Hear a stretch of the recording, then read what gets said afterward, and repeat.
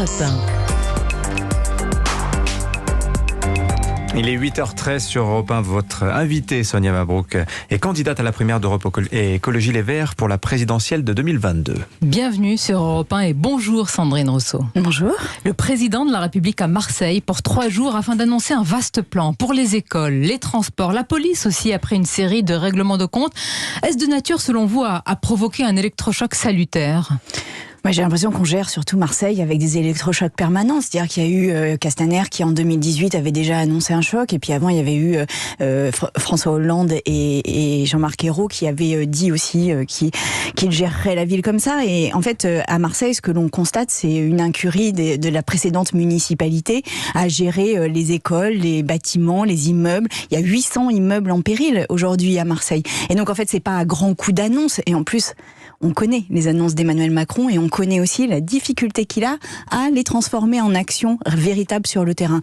Donc là, Marseille, on a besoin d'un investissement sur le long cours. Et par ailleurs, il n'y a pas que Marseille. Il y a d'autres Marseille en France, il y a d'autres quartiers, il y a d'autres villes qui ont besoin de ces investissements publics. Et c'est un des objets de la présidentielle, réinvestir sur les territoires. Quand vous dites qu'il y a d'autres Marseille, il y a d'autres zones de non-droit, selon vous ?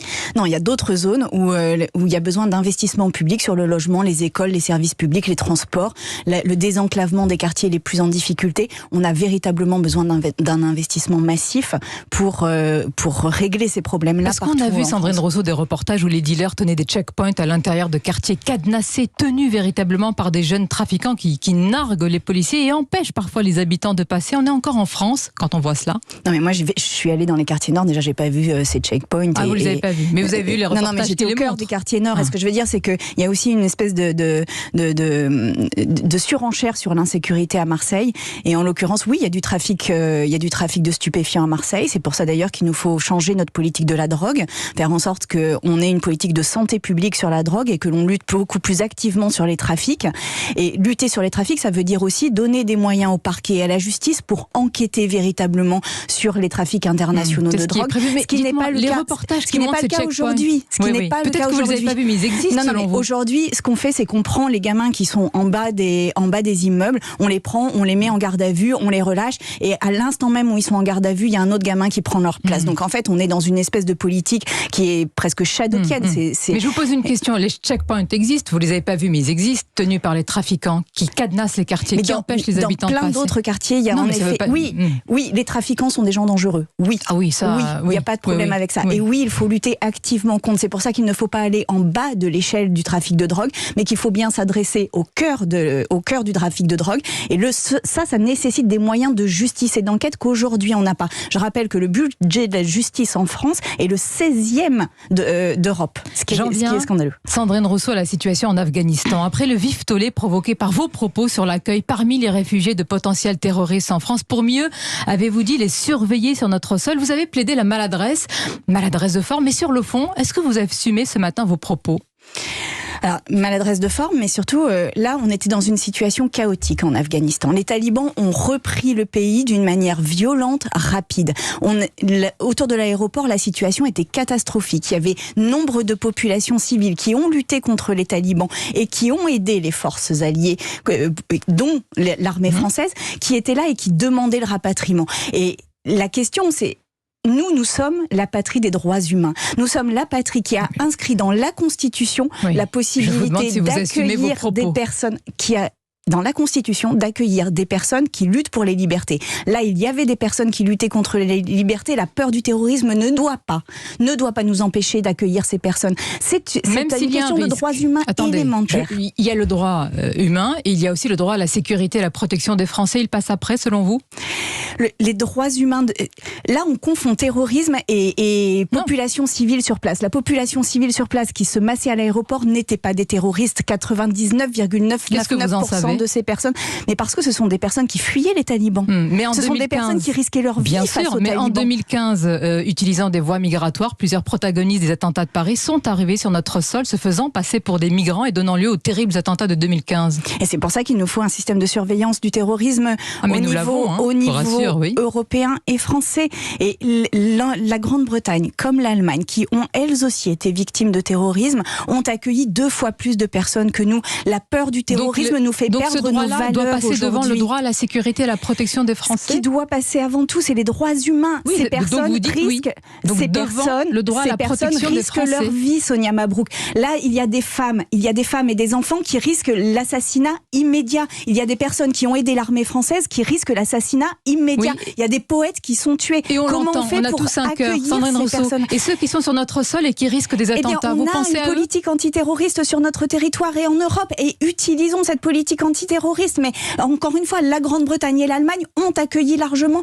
L'Allemagne s'engage à accueillir 40 000 Afghans. La Grande-Bretagne en a accueilli là 14 000. La France est déjà l'un des pays les plus généreux pour l'accueil. Pas du tout. Ah bon? Vous contestez le chiffre de 9 000 par an?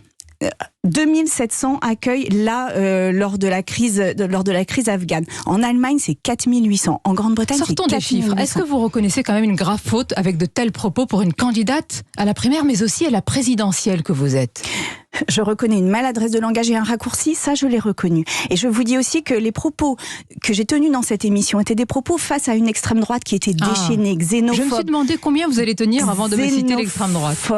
Xénophobe et haineuse vis-à-vis des personnes qui risquaient leur vie là-bas. Et donc, les propos d'ailleurs de ces personnes-là n'ont pas fait l'objet de buzz. Et c'est un problème dans le paysage politique qu'aujourd'hui, quand on tient des propos xénophobes et haineux, eh bien finalement ça passe complètement crème. Mais Madame Rousseau, si tout ce que vous dites, tout ce qui vous contredit d'extrême droite, ça fait beaucoup de monde en France, hein?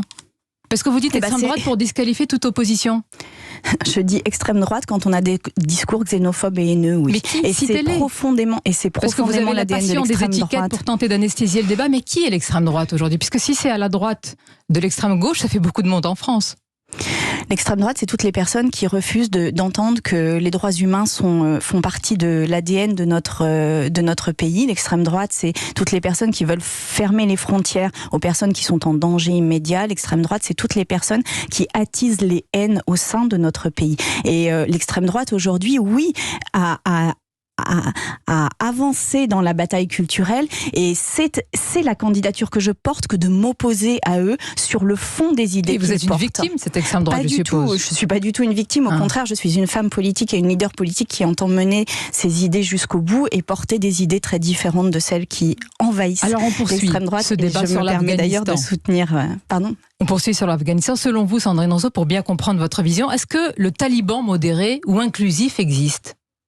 Les talibans se sont fondés sur le statut des femmes et contre le droit des femmes. Donc l'islamisme modéré chez eux n'existe pas. C'est ce qui a fédéré le mouvement taliban. Donc le taliban modéré n'existe pas, vous n'employez pas cette terminologie. Non. Donc j'imagine que la féministe que vous êtes dénonce avec force, ça j'en suis sûre, la soumission des femmes afghanes à l'islam rigoriste, au retour de l'obligation du port de la burqa, à la domination des talibans. C'est pour ça que j'ai signé une tribune demandant à ce que les femmes afghanes soient accueillies en France, parce qu'elles risquaient en effet d'être cantonnées à des rôles de secondaires et surtout à être exposées à la violence des talibans, bien sûr. Mais pourquoi alors vous considérez être, et on l'entend avec force ce matin, être une régression en enfermement pour les femmes dans un pays, et ça ne vaut pas dans un autre pays comme la France quand on cache le corps de la femme? Vous ne vous en indignez pas autant? Parce que je pense qu'en France, l'émancipation des femmes ne passe jamais par une interdiction du vêtement. Donc je pense que stigmatiser les femmes au titre des vêtements qu'elles portent, c'est précisément ce qui fait que les femmes ont été stigmatisées durant toute l'histoire des femmes de notre pays. Donc on peut s'indigner et dénoncer la burqa en Afghanistan et s'accommoder de la burqa de bain dans les piscines des municipalités écologistes. Je vais vous dire quelque chose. Le voile, la burqa sont des vêtements sexistes. J'ai pas de problème avec ça. Ce sont des vêtements qui s'adressent pas uniquement aux femmes. Ce sont des vêtements sexistes. Par contre, jamais une émancipation n'est obtenue par l'interdiction d'un vêtement. Jamais on ne force les femmes à s'émanciper. Et donc il faut leur laisser le chemin seul. C'est à elles de faire ce chemin. Si le voile ou tout ce qui recouvre le corps d'une femme est une liberté, c'est ce que vous dites, pourquoi l'enlever entraîne dans certains quartiers en France parfois insultes, menaces et pire avec des violences? Si c'est une liberté, pourquoi? Mais ça c'est du sexisme et il nous faut lutter contre le sexisme partout. C'est du sexisme simplement. Le voile est un vêtement sexiste. Le voile permet de distinguer les femmes et les hommes dans l'espace public et de ne pas exposer le corps des femmes dans l'espace public. Mais Mais l'émancipation, la liberté des femmes ne s'impose pas et ne s'obtient pas par l'interdiction d'un vêtement, ni d'un crop top, ni d'un crop top dans les lycées, ni d'un voile. Vous défendez donc la liberté de porter le voile ou de mettre un burkini en France, mais si vous étiez né à Khartoum, à Kaboul ou à Riyad, nul doute que vous auriez défendu avec le même courage que l'on entend ici le droit de porter une mini-jupe ou d'aller seins nus à la plage en Arabie Saoudite. Eh bien, pas de problème, évidemment. Oui, vous savez, c'est quoi la différence ? C'est que dans ces pays-là, vous risquez votre vie pour cette liberté. De ne pas se couvrir le corps. Voilà la différence, Madame Rousseau. Mais ça, ce sont des régimes totalitaires. Ah, d'accord. Ça, ce sont des régimes totalitaires. Et vous pensez pas qu'on est dans un monde globalisé, que le message que vous passez ici résonne chez ces femmes là-bas qui essayent de lutter pour leur vie et d'enlever Et je soutiens les femmes qui cherchent à enlever leur voile dans les pays, en Iran, etc. J'ai été parmi les premières à soutenir les femmes qui refusaient le voile en Iran et dans tous les pays, en Arabie Saoudite, etc. Et qu'est-ce que vous leur expliquez quand elles arrivent ici, que vous leur dites que c'est une liberté ? Je pense qu'en tant que présidente de la République, une des questions, ce sera justement de revoir notre diplomatie en fonction du droit des femmes dans les différents pays du monde. Et en l'occurrence, avec l'Arabie Saoudite, le Qatar ou l'Iran, eh bien, il y a un petit sujet qui n'est jamais mis sur la table, qui n'est jamais une condition de la politique étrangère que mène la France. Pour vous, en Occident, si j'ai bien compris, il y a une prédation du corps des femmes. Vous dites, nous prenons, nous utilisons et nous jetons le corps des femmes et le corps des racisés. Est-ce que vous pouvez nous expliquer ce matin qui est ce nous, son portrait robot ? Quand on viole une femme, eh bien, on prend son corps, on l'utilise et on le jette. Ça, c'est un crime. Mais qui est celui qui prend, qui utilise et qui jette le corps des femmes ? Ce sont les personnes qui violent les femmes. Et en l'occurrence, aujourd'hui, parmi les personnes qui violent ces femmes, seuls 1% sont condamnés en France. C'est le crime le moins condamné. C'est le crime le moins condamné. Donc oui, il y a une forme d'impunité à prendre, utiliser, jeter le corps des femmes. Mais vous dites que le système capitaliste se nourrit de 3 prédations. Le corps des personnes noires, des femmes et de la nature. Est-ce que c'est toujours le même coupable, l'homme blanc, occidental, hétérosexuel ?